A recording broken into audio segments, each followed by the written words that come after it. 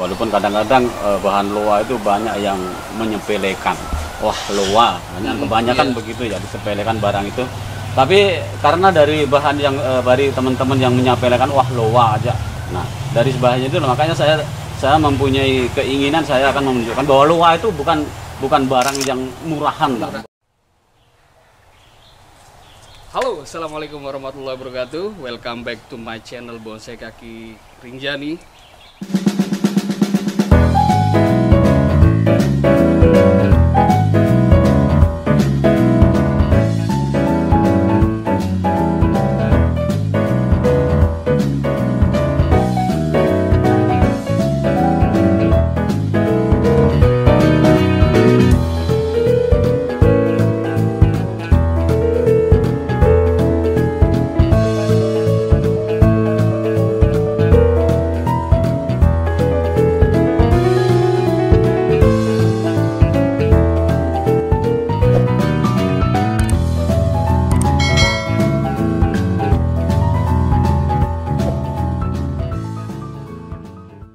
Ya, ini Lombok Barat teman-teman, tepatnya di Gerung, dan ini adalah tempat yang memang sudah lama idam-idamkan untuk bisa hadir. Kebetulan ini adalah kebun milik Pak Saroyo ya di Gerung, dan ini mungkin sekarang kita bakal tanya-tanya bahan dari Pak Saroyo sendiri yang sudah lama sekali berbonsai, dan dengan koleksinya itu kita sudah bisa memprediksi bahwa beliau itu memang sudah senior sekali ya. Dan seperti apa bahannya nanti kita bakal cek langsung di sana.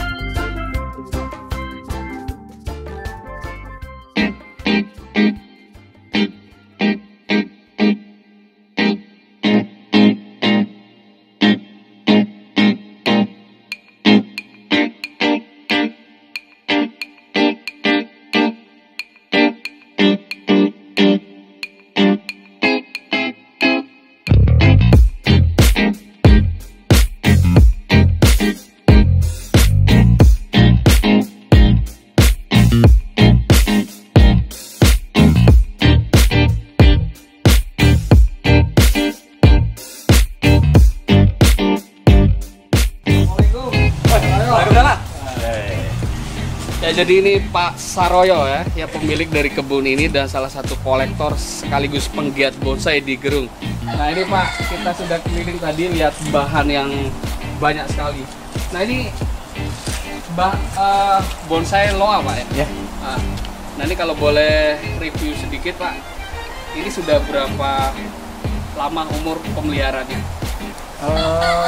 Umur pemeliharaannya dari bahan ya, dari pohon-pohon galian itu kurang lebih 6 tahun. 6 tahun ya? Iya, 6 tahun. Itu didapatkan dulu dari mana Pak? Dari galian, dari teman lah, istilahnya kita beli dengan harga yang begitu murah baru bagi saya lah. Nah itu waktu berapa itu Pak? Boleh dibocorkan? 800. 800.000. Iya. Nah ini sudah seperti ini. Ya. 800. Nah ini terus kemudian pemeliharaannya menggunakan trainer siapa aja Pak yang selama ini? Untuk menangani loa ini ada beberapa trainer. Yang pertama itu yang mengawali terus ada dari Bapak Lang. Lang, iya. Terus diteruskan oleh Mami Heri. Kalau untuk sekarang ini sampai finishnya sekarang ini sudah ya lumayan lah, ini dikerjakan oleh trainer Mas Budi. Mas Budi. Iya. Nah Mas Budi sini sudah berapa lama untuk? Sekitar 2 tahun. 2 tahun. Nah ini dari karakter sendiri sudah kita bisa lihat pecahan yang sudah. Ini sudah masuk berapa persen Pak? Kira-kira? Menurut saya sekitar 80%. Pernah mengikuti pameran atau belum ya? Belum pernah mengikuti, belum pernah coba. Nah jadi teman-teman ya, ini bahan loa yang mungkin di Facebook ataupun manapun tidak pernah diposting ya. Kita bisa melihat bahan ini ketika kita bisa berkunjung ya. Dan sekarang mungkin kalau bandrol-bandrol harga gimana Pak Ade? kalau untuk harga ini apa kan ya? Teman-teman banyak yang sering penasaran kalau ada bahan seperti ini ya? Pasti bertanya harganya itu. Kalau mengenai harga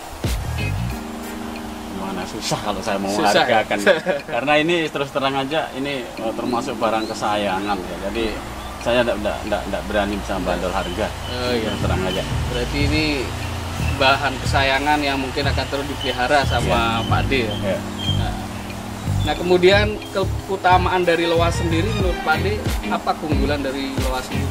Yang pertama bahannya mudah didapat loa itu ya. Walaupun kadang-kadang bahan loa itu banyak yang menyepelekan. Wah loa, kebanyakan begitu ya, disepelekan barang itu. Tapi karena dari bahan yang dari teman-teman yang menyepelekan, wah loa aja. Nah dari bahannya itu makanya saya mempunyai keinginan, saya akan menunjukkan bahwa loa itu bukan barang yang murahan, barang loa itu bisa kita jadikan barang yang juga yang mahal lah, maksud saya gitu. Karena teman-teman itu banyak yang menyepelekan loa ini.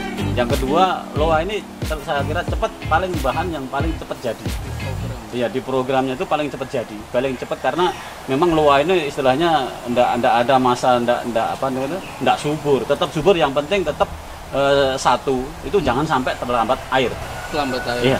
Karena jenis pikes itu. Iya, pikes itu. Jadi kalau air itu tetap dia disiram, tetap tiap hari disiram, kalau bisa 2 hari sekali, saya kira langsung tetap jadi. Nah ini Pak Ade, program selanjutnya dari loa ini sendiri apakah masih ada perlakuan khusus yang diberikan? Kalau untuk perlakuan khusus saya kira untuk sekarang ini yang penting kita jaga aja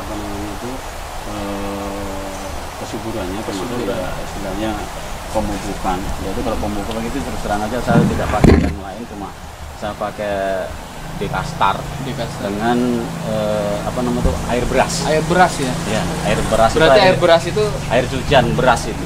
Saya kalau kemarin kalau saya masih rajin setiap sore atau setiap pagi itu tetap saya kasih. Tapi kalau untuk sekarang ini karena saya kira sudah anggap cukup, saya agak jarang-jarang sekali. Nah ini teman-teman, jadi ada informasi dan ini edukasi buat teman-teman pecinta loa mungkin.